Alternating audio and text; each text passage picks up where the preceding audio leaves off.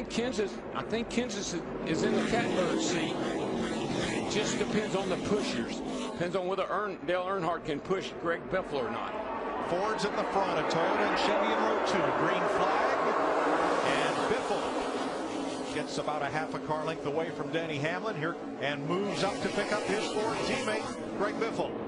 Boy, that is a teammate right there, buddy. I mean, he jumped out there, got him.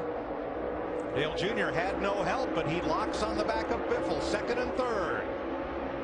I don't think it'll do Dale Jr. any good because I don't think Biffle's going to go anywhere. If he's a team player like Kenseth has been, he'll sit right there. They've got a lap and a half to find out. Now, when they come off of turn 4 and Dale Jr. is still pushing him, could be a whole different story. I'd say things might pick up. They're looking for the white flag this time. Once we get into this lap, if anything should happen down in turn 1 or 2 or 3 and 4, it's over. 3-car breakaway. Junior tucked up tight under the bumper of Biffle. Kenseth leads to turn 1, final lap. Denny Hamlin in the 11th there with no one to push him.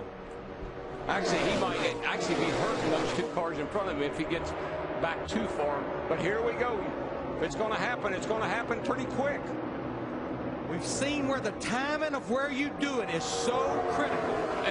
Those 2 cars, the 16 and the 88, should be able to get by Kenseth if Biffle elects to take the chance. Ford Chevrolet off the final corner. Matt Kenseth trying to win it for the second time. Here comes Junior to the outside. Side by side with Kenseth. He runs. Matt Kenseth wins the Daytona 500. I tip my hat. I know Matt can't talk to you, but thanks to Jimmy. 2009, 2012.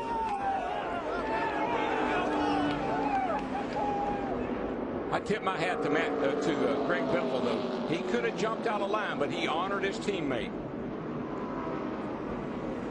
Matt Kenseth's the first driver to repeat as a Daytona 500 champion since Jeff Gordon in 2005.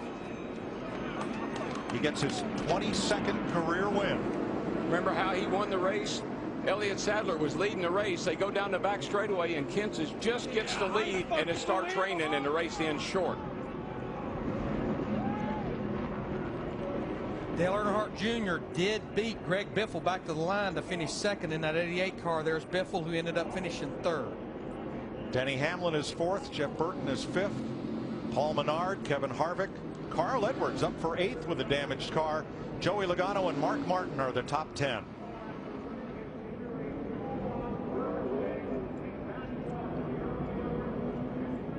Great job by Mark Martin to get a top 10 finish.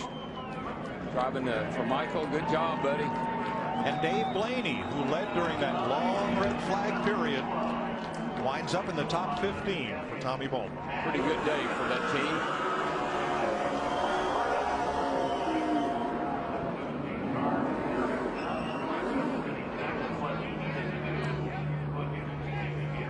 Last time we were here in July, Matt Kenseth pushed his teammate David Reagan to the checkered flag. And Matt Kenseth gets to play capture the flag here in Daytona. These guys, third, fourth, and fifth, all have new. Well, Biffle doesn't have a new crew chief, but Hamlin and Burton do. And there's Dale Earnhardt Jr., who has finished second 6 times since he last went to victory lane in the Sprint Cup Series. He and Greg Biffle share a word after this wild final lap.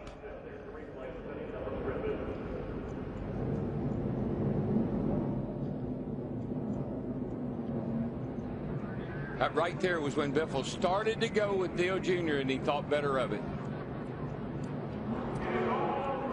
It's a pretty great way for Jack Roush to start off his 25th year in Sprint Cup.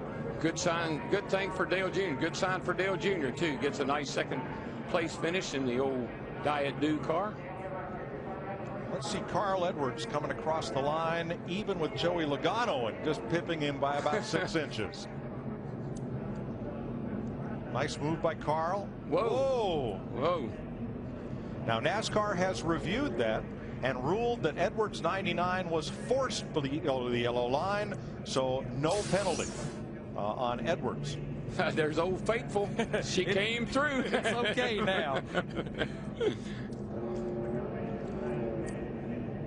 Seeing the way Matt Kenseth won on Thursday, boy, that made him my pick for a last lap dash tonight. And he didn't disappoint any of his fans this evening.